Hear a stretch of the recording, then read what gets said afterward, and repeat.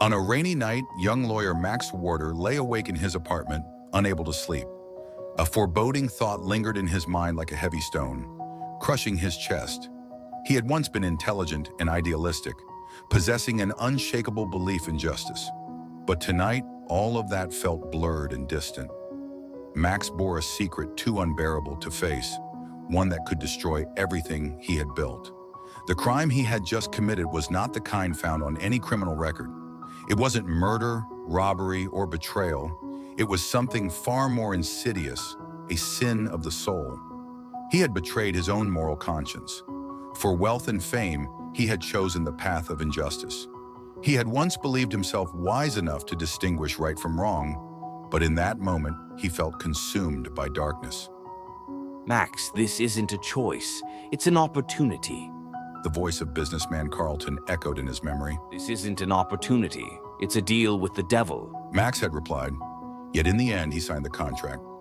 Months ago, he had taken on a case defending a wealthy businessman accused of illegal land acquisition. Hundreds of innocent people had lost their homes, including a young woman named Alice Coleman. Max knew Carlton wasn't innocent, but the businessman's lucrative offer and veiled threats made it impossible to refuse. Max, you're young and have a limitless future. Why ruin it over a few insignificant people? Carlton had smiled, offering him a glass of wine. They're losing more than just land, Carlton. They're losing their livelihood and hope. Max had hesitated. Carlton chuckled coldly, his gaze sharp. Are you really this naive? In this world, the strong survive while the weak adapt. You either stand with the winners or become a casualty. Max looked down at the substantial check before him. He knew that signing it would determine his fate. As time passed, Max found himself consumed by guilt.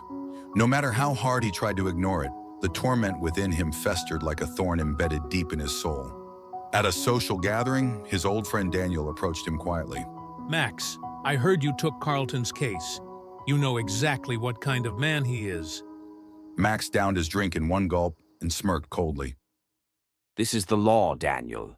It's not about justice. It's a game of rules. Disappointment flashed in Daniel's eyes. From across the room, Alice stood in silence, her face pale, her gaze burning with anger and sorrow. She stepped closer, her voice icy. The law? Your so-called law took away my home. It left my family homeless. Max's fingers tightened around his glass, but he said nothing. He couldn't meet her eyes. As nightmares haunted him, Max finally made a decision. He could no longer live in this torment. He had to find a way out of the darkness. But when he tried to make amends, Carlton confronted him once more. Max, your recent behavior has been disappointing. I gave you a path, and now you want to destroy it? Carlton's voice was low, his eyes gleaming with menace. I've had enough. Max replied. Carlton chuckled, shaking his head. Enough? You think you can simply walk away? You know too much, Max.